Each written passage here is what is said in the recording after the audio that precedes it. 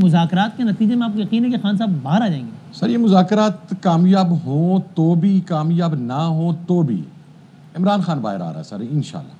مذاکرات کامیاب نہیں ہوئے تو تناؤ برقرار رہے گا، تناؤ برقرار رہے گا تو کیسے باہر آ رہے ہیں؟ تناؤ برقرار رہے گا تو ہم پھر دوبارہ احتجاجی تحریک کی طرف چل پڑیں گے۔ مذاکرات کامیاب ہوں یا نہ ہوں بانی باہر آ رہی ہیں، تناؤ برقرار رہے گا تو ہم پھر احتجاجی تحریک کی طرف جائیں گے۔ پی ٹی آئی کی مذاکراتی کمیٹی کے ترجمان حامد رضا کے 11 آور میں گفتگو، کہا بانی کے خلاف تمام کیسز میں بری یا ضمانتیں ہو چکی ہیں، انہیں مزید جعلی کیسز میں جیل میں نہیں رکھا جا سکتا۔ ہمارے پاس ایسی کوئی اطلاع نہیں کہ آج بانی سے ملاقات کرائی جا رہی ہے۔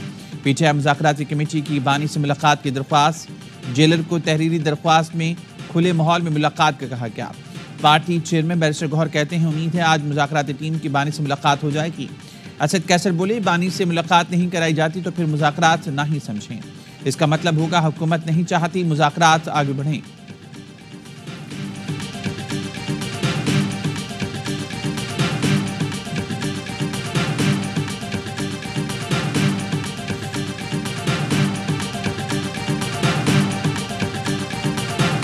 یہ کہنا تو مشکل ہو کہ ڈیڈ لاک کا شکار ہیں، لیکن ایک طرح کا تعطل سا ضرور ہے۔ جس تیز رفتاری کے ساتھ ہمیں آگے بڑھنا چاہیے تھا وہ نہیں بڑھ سکے، معاملات وہیں کے وہیں رکے ہوئے ہیں جہاں 23 تاریخ کو تھے، آگے کوئی پیش رفت ہوئی نہیں ہے۔ مذاکرات تعطل کا شکار ہیں، پیش رفت نہیں ہو سکی۔ حکومتی مذاکراتی کمیٹی کے ترجمان عرفان صدیقی کہتے ہیں پی ٹی آئی نے تحریری مطالبات اب تک پیش نہیں کیے، جو گرمجوشی شروع میں تھی اس وقت ویسے نہیں ہے۔ بیک ڈور کچھ نہیں ہو رہا، جو ہو رہا ہے مذاکراتی کمیٹی کے ذریعے ہو رہا ہے۔ ہم میرٹ پر پی ٹی آئی کے مطالبات دیکھیں گے، حکومتی لوگ بھی جیلوں میں رہیں گے، ایگزیکٹو آرڈر سے باہر نہیں آئے۔ بانی پی ٹی آئی سے ملاقات میں تاخیر کو مذاکرات کے کھاتے میں ڈالا جاتا ہے، روزانہ کی بنیاد پر ملاقات میں سیکیورٹی معاملات ہوتے ہیں۔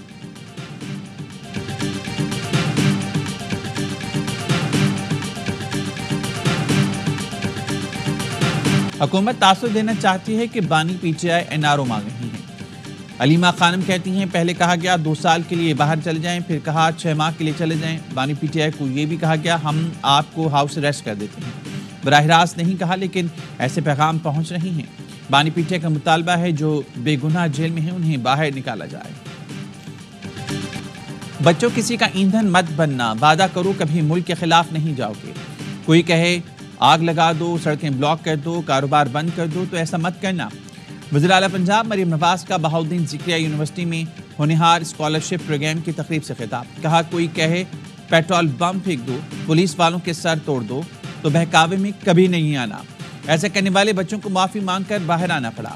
کہا والدین کا بوجھ بانٹنے کے لیے پنجاب حکومت بھرپور ساتھ دے گی۔ کوشش ہے اگلے سال اسکالرشپس کی تعداد 50,000 کی جائے۔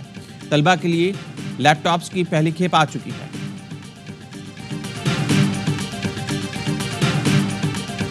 کب تک تم یہ راستے اختیار کرتے رہو گے؟ کب تک یہ طریقے چلتے رہیں گے؟ یہ چیزیں نہیں چلیں گی۔ ایک دن آئے گا کہ پھر تمہارا انجام بھی حسینہ واجد والا ہو جائے۔ تو نہ اپنا انجام حسینہ واجد والا کرو اور نہ بشار الاسد والا کرو۔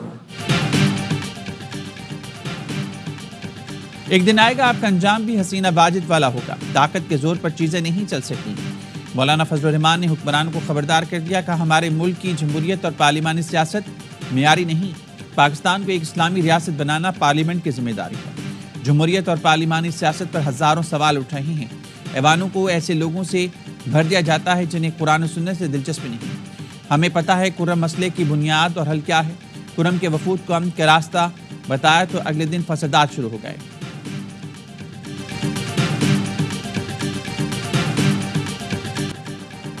کرم امن معاہدے پر دستخط نہ کرنے پر 3 عمائدین کو گرفتار کر لیا گیا۔ کرم کے بعض مقامات پر کرفیو نافذ، توری قبیلے نے دھرنا عارضی طور پر ختم کر دیا۔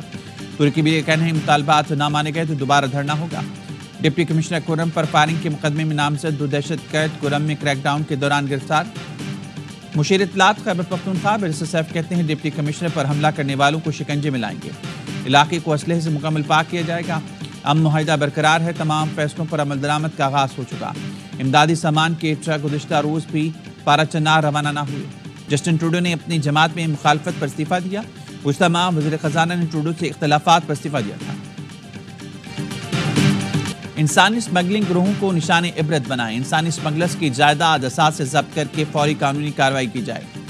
وزیراعظم کی انسانی اسمگلنگ کے خلاف اقدامات کے حوالے سے اجلاس میں گفتگو کا ہاتھ سہولت کار سرکاری افسران کے خلاف تعدیبی کارروائیوں کا آغاز خوشائن۔ وزارت قانون سے مشاورت کے بعد استغاثہ کے لیے سینئر وکلا تعینات کیے جائیں۔ وزارت اطلاعات، وزارت داخلہ کے تعاون سے آگاہی مہم چلائیں۔ ہوائی اڈوں پر بیرون ملک جانے والے افراد کی اسکریننگ مؤثر بنائی جائے۔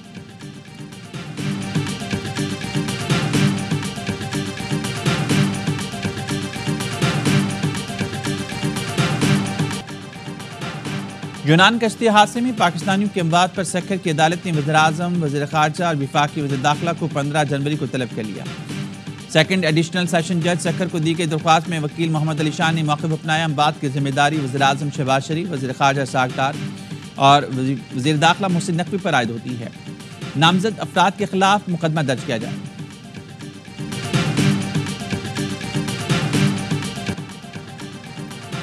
کے پی ہاؤس اسلام آباد میں 5 اکتوبر کو پولیس کارروائی کے نقصانات کی رپورٹ اسمبلی میں پیش۔ اسپیشل کمیٹی رپورٹ میں نقصان کا تخمینہ 3 کروڑ روپے سے زائد کے لگایا گیا۔ رپورٹ کے مطابق کے پی ہاؤس سے وزیر اعلیٰ کی 25 لاکھ روپے کی M4 رائفل، 6 لاکھ کا آئی فون اور 1.5 لاکھ روپے کی بلٹ پروف جیکٹ غائب ہوئی۔ وزیر اعلیٰ کی 2 V8 گاڑیوں کو 15,40,000 روپے کا نقصان پہنچا۔ کے پی ہاؤس سے 45 لاکھ روپے کے گیس ماسک اور موبائل فونز بھی غائب ہوئے۔ قیمتی آلات، CCTV کیمرے، DVR، لیپ ٹاپ اور کمپیوٹر کو ہونے والے نقصانات کا تخمینہ 10.5 لاکھ روپے لگایا گیا۔ اسلحہ اور شراب برآمدگی کیس، اسلام آباد کے جوڈیشل مجسٹریٹ کا وزیر اعلیٰ خیبر پختونخوا علی امین گنڈاپور کو گرفتار کر کے پیش کرنے کا حکم۔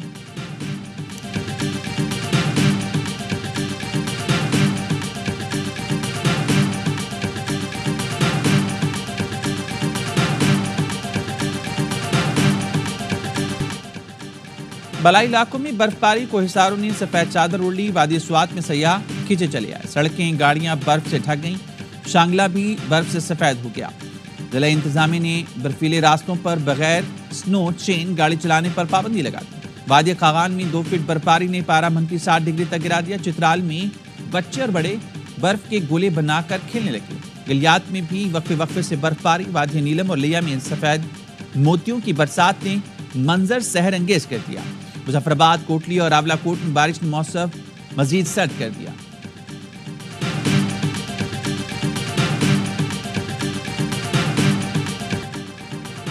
قطر میں جنگ بندی مذاکرات، اسرائیل نے غزہ پر فضائی اور زمینی حملے تیز کر دیے۔